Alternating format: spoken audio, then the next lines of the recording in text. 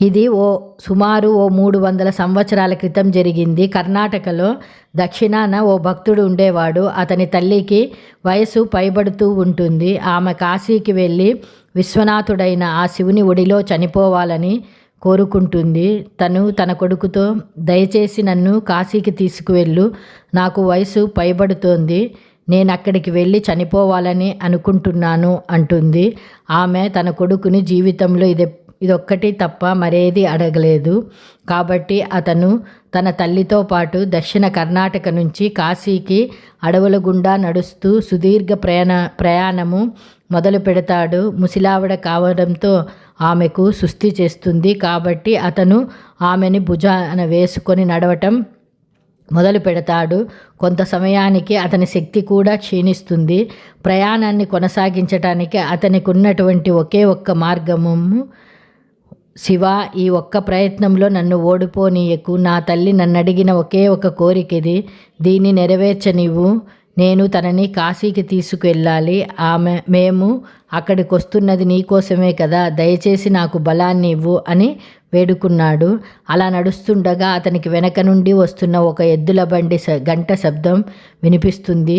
ఆ పొగమంచులో నుండి ఒక ఒంటెద్దు బండి వస్తూ కనబడుతుంది. కానీ ఒంటెద్దు బండ్లను కేవలం చిన్నపాటి ప్రయాణాలకు మాత్రమే వాడతారు. అడవుల గుండా సాగే సుదీర్ఘ ప్రయాణాలకు ఎప్పుడు కూడా జోడెద్దుల బండిని వాడతారు. కానీ మనం బాగా అలసిపోయినప్పుడు ఈ చిన్న చిన్న వివరాలను పట్టించుకోము.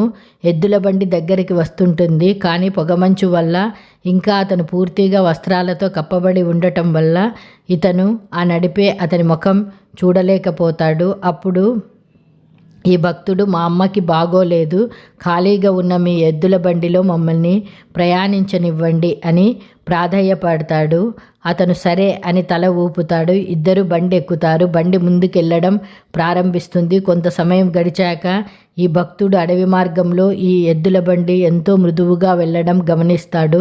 అప్పుడు అతను కిందికి చూస్తే బండి చక్రాలు తిరుగుతూ ఉండవు, అవి ఆగిపోయి ఉంటాయి. అయినా సరే బండి వెళ్తూనే ఉంటుంది. అప్పుడు అతను ఎద్దు వైపు చూస్తాడు. ఆ ఎద్దు కూర్చొని ఉంటుంది. అయినా సరే బండి వెళ్తూనే ఉంటుంది.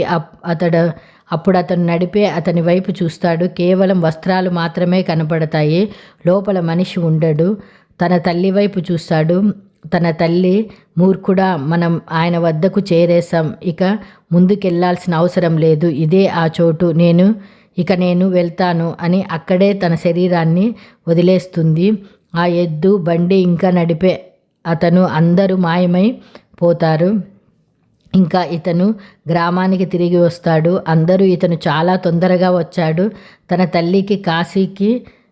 తల్లిని కాశీకి తీసుకెళ్ళుండడు, తనని మధ్యలో ఎక్కడో వదిలేసి ఉంటాడు అనుకుంటారు. వాళ్ళు అతన్ని, మీ తల్లిని నువ్వు ఎక్కడ వదిలేసావు అని అడుగుతారు. అతను, లేదు, మేము వెళ్ళాల్సిన అవసరం లేదు, ఆ శివుడే మా కోసం వచ్చాడు అంటాడు. వాళ్ళు, ఇదంతా చెత్తవాగుడు అంటారు. అతను, మీరేమనుకుంటున్నారు అనేది నాకు అనవసరము, ఆయన మా కోసం వచ్చాడు, నా జీవితం వెలిగించబడింది, నా మనస్సాక్షికి ఇది తెలుసు, మీకు ఇది తెలియకపోతే అది మీ సమస్య అంటాడు. అప్పుడు వాళ్ళు, అయితే మాకు ఆయన నిజంగా నీ కోసం వచ్చాడటానికి, నిజంగా నువ్వు ఆయనను చూసావనటానికి మాకు ఏదో ఒక రుజువు చూపించు అంటారు. అతను, అదంతా నాకు తెలియదు, ఎందుకంటే నేను ఆయనను చూడలేదు, నేను కేవలం ముఖంపై ఉండే వస్త్రాన్ని మాత్రమే చూశాను, లోపల ముఖం కనబడలేదు, అక్కడ ఏమీ లేదు అంటాడు.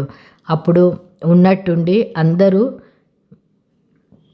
ఈ వ్యక్తి మాయమైపోవడాన్ని గమనిస్తారు. వాళ్లకు కేవలం అతని వస్త్రాలు మాత్రమే కనపడతాయి. అతను దక్షిణ భారతదేశంలో గొప్ప ముని అవుతాడు. ఆయన ఎక్కడికి వెళ్ళినా సరే అందరూ ఆయన్ని శూన్యముఖంగా గుర్తించారు. శివుడు హిందూ మతంలో ప్రధాన దేవుడు. మరో పేరు సదాశివుడు. సృష్టిలోని అంతటికీ మూల కారణం శివుడు. త్రిమూర్తులలో ఒకరు. బ్రహ్మ విష్ణు శక్తులను ఉద్భవించడానికి మూల కారకుడు పరమశివుడు. మహాకాలునిగా బ్రహ్మ విష్ణువుతో సహా సమస్త సృష్టిని తనలో ఐక్యం చేసుకొని నూతన సృష్టి చేసేవాడే మహాకాలుడు. సదాశివుడు అనగా అది అంతం లేనివాడు. శివ అనగా సంస్కృతంలో శుభం, సౌమ్యం అనే అర్థాలున్నాయి. ఈయన బ్రహ్మ విష్ణు కోరిక మేరకు త్రిమూర్తులలో చివరివాడైనటువంటి శంకరునిగా ఉద్భవిస్తాడు. శివుడు హిందువులు పూజించే దేవుల్లో ప్రథముడు. శివుడు పశుపతిగాను లింగం రూపంలో గాను సింధు నాగరికత కాలానికే పూజలు అందుకున్నాడు. నేటికి దేశమంతటా శివాలయాలే అధిక సంఖ్యలో ఉన్నాయి. వేదాలలో శివుణ్ణి రుద్రుడిగా పేర్కొన్నారు.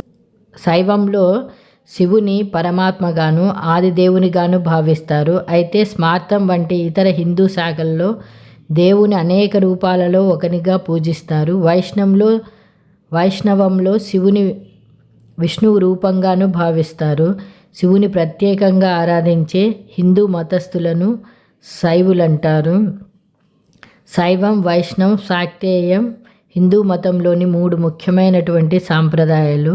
వినాయకుడు, కుమారస్వామి, అశోక సుందరి, జ్యోతి, మానసలు పార్వతీ పరమేశ్వరుల యొక్క బిడ్డలు.